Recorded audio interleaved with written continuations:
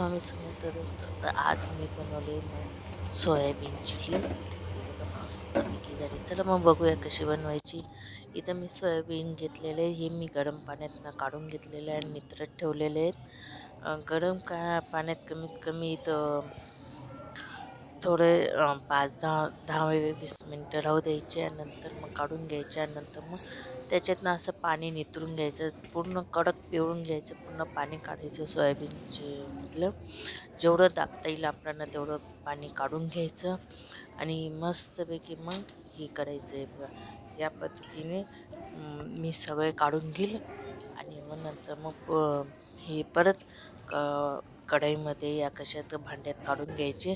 त्यानंतर इथं मी डिशमध्ये कॉर्नफ्लॉवर घेतलेलं आहे. माझे जवळजवळ सोयाबीन 100 ग्रॅम आहे, तर मी इथं 3 चम्मच कॉर्नफ्लॉवर घेतलेलं हे मोठा चम्मच. त्यानंतर मग आपल्या तिखट चवीनुसार लाल तिखट, हळद, हिंग, धनिया पावडर एवढं टाकायचं आणि चवीनुसार मीठ टाकायचं आणि हे चांगलं मिक्स करून घ्यायचं.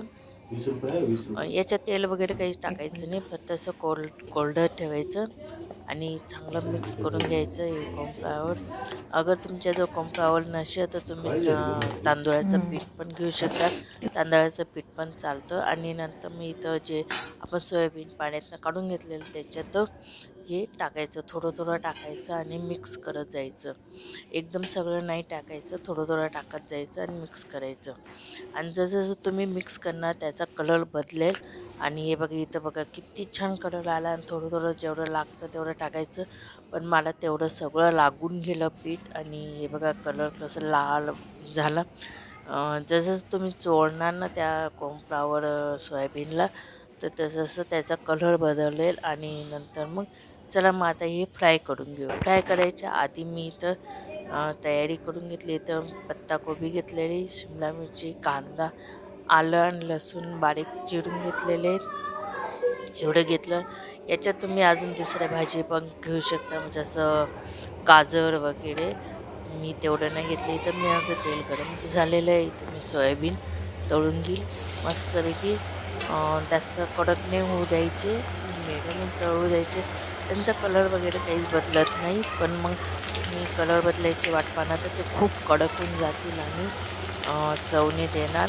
ते असेच म्हणजे थोडेसे फ्राय करून घ्यायचे, पद्धत म्हणजे जे शिजून घ्यायचे. थोडंसं जास्त लाल नाही करायचे, नॉर्मल लाल होऊ द्यायचे आणि नंतर काढून घ्यायचे. जास्त लाल होऊ दिले तर ते कडक होऊन जातात, काही वेळेत तर ते खूप कडक होऊन जाते. हे बघा असे लालसर झाले तर त्याच्यानंतर काढून घ्यायचे. हे बघा मस्तपैकी कलर चेंज झालेला आहे, तुम्ही बघू शकता. तुम्ही असंही खाऊ शकतात, पण मग ते आपण चिली बनवायची म्हणून मग आपल्याला ते फ्राय करायचे. आता हे बघा हे मस्तपैकी झालेले आहेत. अजून 5 मिनटं करेल आणि नंतर मग मी हे काढून घेईल.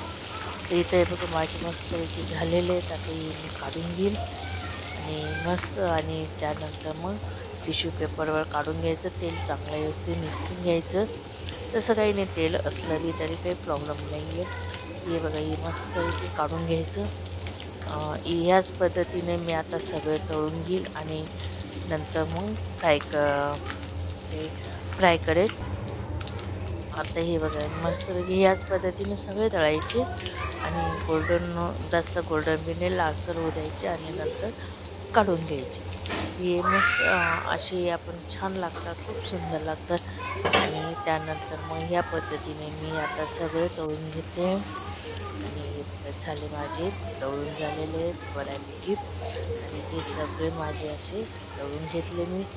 आणि मग थोडेसे हे बघा बघू शकता तुम्ही. तर याच पद्धतीने मी सगळे तळून घेतले. त्यानंतर मग त्याच्यातलं तेल काढून घेतलं, थोडंसं तेल लावू दिलं. त्याच कढईमध्ये मी हिरवी मिरची चिरली. तुमच्या आवडीनुसार तुम्ही हिरवी मिरची टाकू शकता, नाही टाकली तरी चालेल.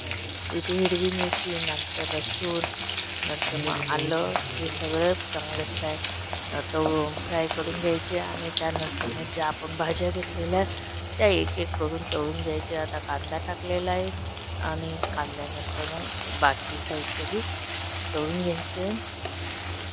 हे बघा या पद्धतीने मस्तपैकी कांदा तळायचं आणि तो लाल नाही होऊ द्यायचा. आपल्याला फक्त त्याचा थोडासा कच्चा पण काढायचा, नाही काढला तरी चालेल, फक्त थोडंसं नॉर्मल फ्राय करायचे, जास्त हे नाही करायचं. त्यानंतर मग शिमला मिरची टाकायची आणि नंतर पत्ता कोबी पण टाकून घ्यायचे. हे सगळं चांगलं व्यवस्थित तेलामध्ये मिक्स करून घेऊया. आणि इथं ते मीठ टाकायचं नाही आहे, कारण की आपण फ्रायमध्ये मीठ टाकलेलं आहे, याच्यात मीठ टाकायची गरज नाही आहे. हे बघा इथं मस्तपैकी. तर हे मंचुरियनचा माझा जो हा मंचुरियनचा मसाला होता तो मी आणलेला होता, तो मी थोडासा टाकते. याच्यात थोडंसं पाणी टाकायचं आणि मिक्स करून घ्यायचं. आणि त्यानंतर मग हे करायचं. ते त्यानंतर मग हे माझं भाज्या वड्या चांगलं हे झालेल्या आहेत. आता इथं मी जे आपले सोयाबीन तळलेले ते टाकून देऊया.